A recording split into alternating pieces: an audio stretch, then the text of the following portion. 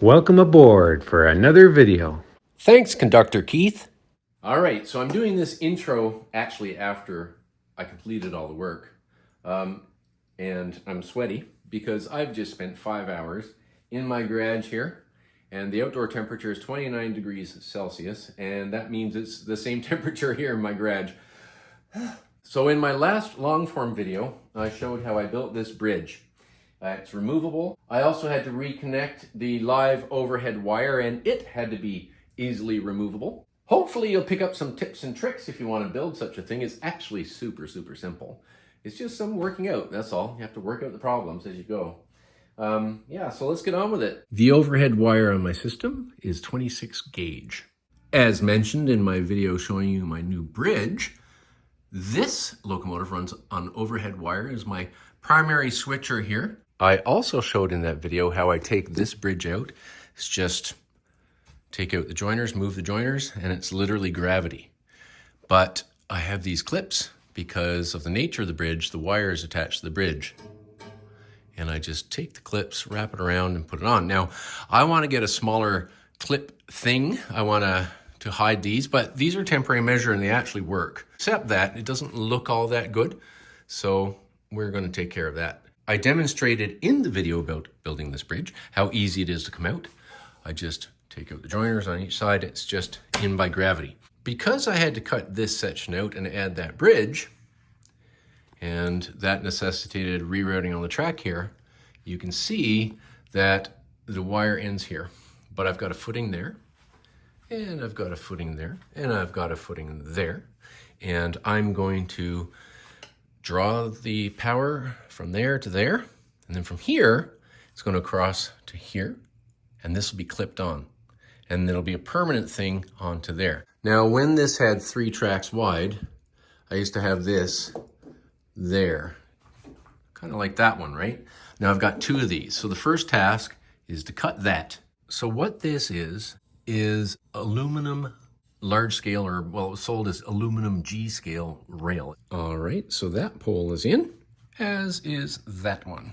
The tensioning is all off, so I need to pull that back and tension that. Well, I tried to run this back and forth, but around about here it slips off. There's not enough tension on the wire. And of course it's difficult to put the wire up around the curves. So I drilled the hole right here with this drill bit. And I'm going to use wire and I'm going to tension it. I'm going to put a screw about right here, this little tiny screw. And you won't see the screw head in the end anyway, because I will be putting bushes and things around. Let's give it a good amount of distance. Just put it right there. As you can see, I've put it on here. And all I've done down here is just wrap it around. That's all you got to do. And then when I'm satisfied, cut it. This is just some wire, no clip, right? And this isn't properly tensioned anyway, because this will have the tension going that way. So it's a little looser than it should be. But let's just see if the pantographs are aligned properly.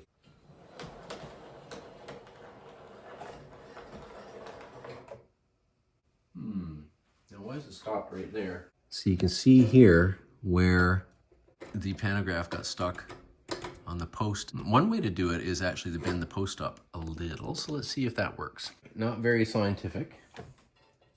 Bend the post up. Now it looks a bit weird, so we can curve the post like that. Let's see if that works, okay? It doesn't have to be perfect. That's a bit long here, and probably we'll trim that.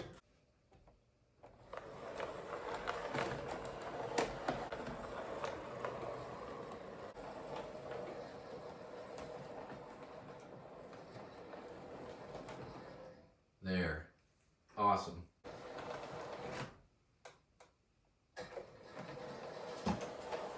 So I just cut that much length off of there, and it looks better. Lily, the Boston Terrier, is very excited about all the proceedings.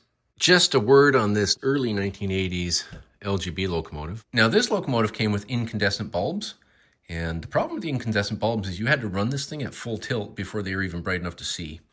So it wasn't wired for LED bulbs, which means, with incandescents, it doesn't really matter the polarity. So the wires were just wherever. So I rewired it all very carefully and added the LED lights. So this does have directional lighting. Because of the nature of my layout and intentionally, there's a couple of sidings where the wire's not quite enough. So you need an idler car to get the rail car all the way into where it needs to go. Well, the idler car just happens to be this caboose from Aristocraft that I've made. I've enlarged the windows greatly, repainted. Now, LGB locomotives are brilliant in that you can MU them together. I trunked the wires, the MU wires, from here all the way through the body, and we have the light here. Voila, the light's coming forward. Voila, the light going in reverse. For the purposes of wrapping this around and hooking it on, I'm going to experiment by making a hook. I see that my experimentation has caught the interest of the railway maintenance staff here. So this is just some chain. I'm going to twist a piece off. Like that. Make a hook out of this. I'm going to squeeze that like that. So there's the hook. And here's the piece I'm going to wrap the wire in. So let's see how that goes. I'm going to try to do this with the whole tripod in front of me. Just pull it tight, like that. Just go under, and I want to hook it on here. So it's not quite tight enough. Don't know if I can get around there one more time. I'll try. Get around there one more time. Or, conversely, there's no law that says I can't hook it on here. Like that. I mean, the pantograph's still going to go over it. Well, why don't we try it?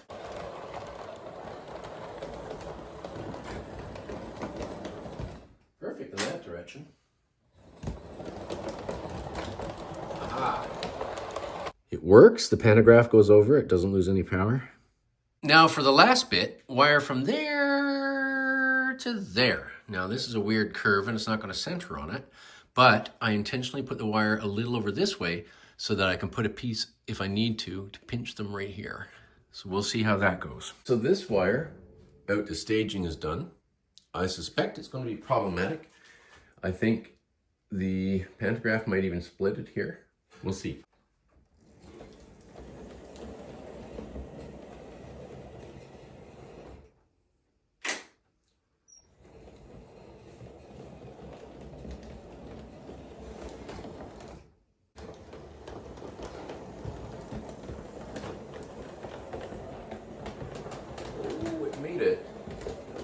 Made it.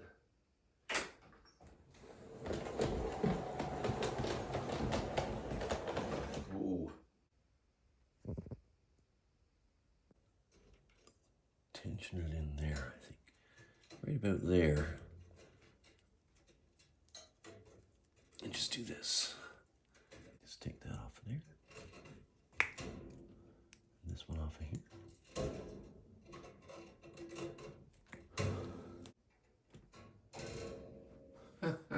Now I've got another problem. So I actually pulled it this way too far. Not a big deal, I'll solve that too. So by now you're getting the general idea. You go around and you adjust because there's curves and nuances in the track, right? And I've got a little groove cut right there to catch it in. What we want to do is we want to pull this over. We want to pull it over like that. See what I mean? Like this. I don't know why I find this so relaxing and fun, but I do. Just going to make sure that these are bent in such a way that makes it difficult for it to slide. That's what it looks like now. Okay. Just to center it over that track underneath it a little better. Okay, so let's give that a whirl and see if any more adjustments are needed.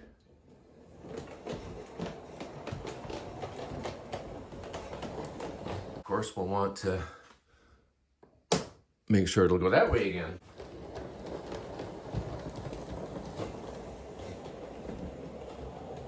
Well, you know that Henry, Marge, and the friar have to be here at this bridge to see the proceedings. Before we get around to watching our little electric motor move rail freight over this bridge now with overhead wire, I have to mention my friend Michael Franklin.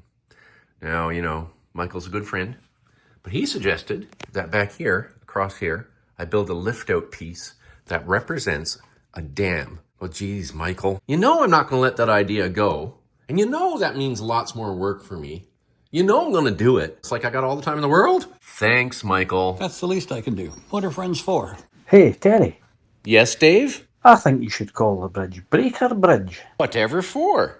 Because it's right in front of the breaker panel. So what we'll do is we'll take the train out to staging and pick up some rail cars that were left off there on the interchange track with the Alexandria subdivision. And normally I use these switch lists and go around and do my business. But today I'm just going to bring them into the loop and, oh, there's the thing I use for my iPhone, and bring them over the bridge a few times. Oh, look, I see that Conductor Keith is there with Lord Michael just to witness the doings of the new overhead wire. And my very good friends Dave in the middle there, and Steve on the right, and Simon on the left. You know, truly great friends. I'm so blessed that I started this channel. I've got to meet people and develop some really strong friendships. Okay, so now we're just waiting for the locomotive and caboose to come across. What's that? Sorry? Oh, we have to wait for the little military train to come from the depot first. That's a battery-powered little operation, and it goes really slow. So just feel free to yawn.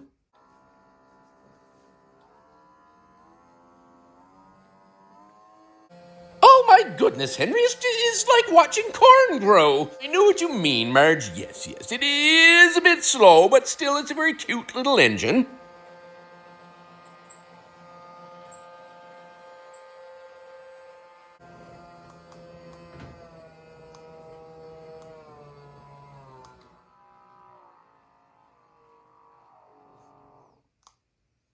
Okay, so now we're waiting for the actual train that we were waiting for.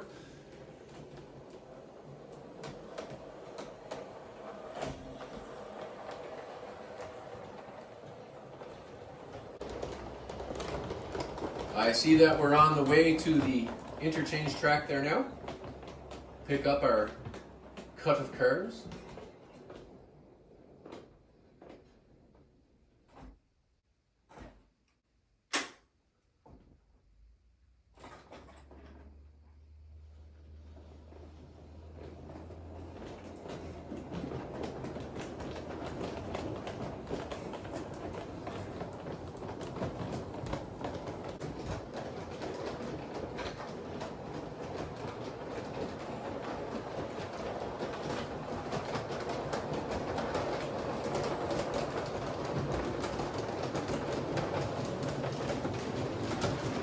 Well, I think that Lord Michael and Conductor Keith are very pleased. This was, it all worked out really nice.